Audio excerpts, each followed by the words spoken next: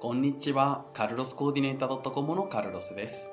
Today, we're going to be talking about some of the problems that students face with N2 level texts. We're going to be listing those out, and then we're going to be tackling an actual N2 text using the strategies that I'm going to be teaching you. Remember that you can book a free assessment session of your current Japanese skills at carloscoordinator.com or directly on LinkedIn. We'll let you know how long it would take you to pass the N2, the N1, or any other JLPT test. Happy studying! Problem number 1, Kanji. Kanji is very useful because it allows us to visualize the word that we're reading in our mind because we're actually looking at a pictogram. So it allows us to understand the text faster. There's a couple problems with kanji though. First of all, that we have to remember them. We have to be able to differentiate phonetic radicals and meaning radicals. And there's another thing. When a word is written with a kanji, but when then we see it with hiragana, it takes us longer to actually process it. Just like we have it in the text with nureru. Nureru, depending on the kanji that we use, can mean to apply cream or paint or to get wet. In this case, by context, we have to be able to tell that it's getting wet, even though the text is written in hiragana.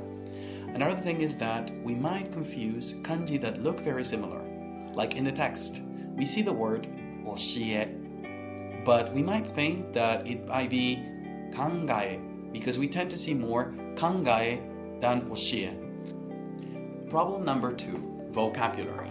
Most of my students struggle with lack of vocabulary, especially in the very beginning, because they don't have good strategies in order to memorize some vocabulary that we need in order to pass either the N2, the N1, or any other JLPT test. So here, the only thing that we can actually do is remember the words that come up. We're going to go through a list of nouns and adjectives that show later in the text. 雨が降る to rain. 風呂敷 a type of cloth usually used to wrap up presents. 濡れる to get wet. かぶる to wear something on your head. 油断する to be careless. 用意 preparations. 必要 a need. 決意する to show determination. やはり as one would expect, the written form of やっぱり. 姿 form or shape. Problem number 3, subjects. Japanese, unlike for instance English or French, doesn't require the subject all the time. We say things such as Carlos da yo, I'm Carlos, which didn't require the I in the beginning, but it did in French for instance. Je suis Carlos, we need the je, which is the I, or I am Carlos, we need the I. That's not a problem that happens in Spanish, for instance. With we can say things like soy Carlos, which actually means as well I am Carlos. The thing is that we do have conjugations in Spanish, so we always know what the subject is. That doesn't happen in Japanese, which is a very context related language. So we depend on context a lot in order to know what people mean. We have to use some strategies in order to know who the subject is. The main thing is though that whenever we don't know the subject, it probably is I if it's an affirmative question or a negative question, or we if we're talking about a general thing, or you if it's a question. For instance, if we say things like genki is like are you fine, and if I say genki, it's I'm fine. Problem number 4, metaphors. So this is something that not only N2 students struggle with, but also N1 students. When we read a text in Japanese, and literally, well, in any language, sometimes the author uses a metaphor in order to convey an idea. But the metaphor doesn't mean the actual thing that is written in the text. That's why it's a metaphor. So if I talk about the fact that you have to be doing many new experiences when you're young, for instance, I can say things such as it's very important to run around the world or to climb Mount Fuji. But what the author means in that case is to have new experiences, not to actually climb Mount Fuji or to make a trip around the world, for instance. So that's something that we're going to actually be seeing in this text, which is fairly philosophical. We have to actually make sure that we understand. Is the author actually talking about an umbrella, for instance, or about the rain? Let's see. 雨が降れば傘をさす傘がなければ風呂敷でもかぶる。それもなければ濡れるしか仕方がない。雨の日に傘がないのは天気の時に油断してその用意をしなかったからだ。雨に濡れて初めて傘の必要を知る。そして次の雨には濡れないように考える。雨が上がれば何を置いても傘の用意をしようと決意する。これもやはり人生の一つの教えである。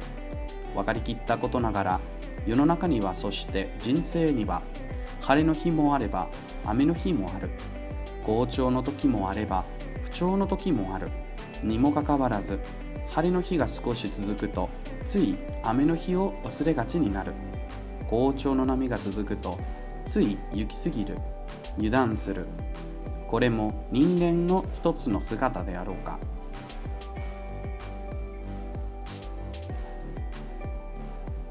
This is key. Most students, usually in N2 or in N1 levels, do not really understand what hinders their comprehension. So let's go ahead and check some of the strategies that we can use to actually improve our reading comprehension.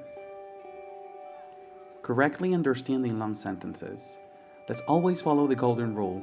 Start from the wa or the ga, even if it's a verb. It doesn't have to be a noun. And then go to the very end. Usually the verb. But sometimes we have something else that's not the verb that's also going to make us translate the sentence in a different way, like we have here. 雨の日に傘がないのは天気の時に油断してその用意をしなかったからだ。The fact that you don't have an umbrella on a rainy day, and then we have to go to the very end, in this case, is because you didn't prepare and you were careless about the weather, or at the time of the weather. Feel confident with abstract ideas. So sometimes we have to translate abstract concepts, and we might not sure if that's the correct way or not. So if you usually use a direct translation, even with an abstract concept, you're probably going to get something that makes a little bit of sense. So let's go ahead. You get wet by the rain, and you know the need of an umbrella for the first time. And then you think, in order not to get wet for the next rain. Careful with collocations. You might not know that 雨が上がる, just like 雨が止む, means to stop raining, not to start raining. Again, feel confident with abstract ideas. Let's go ahead and directly translate the sentence.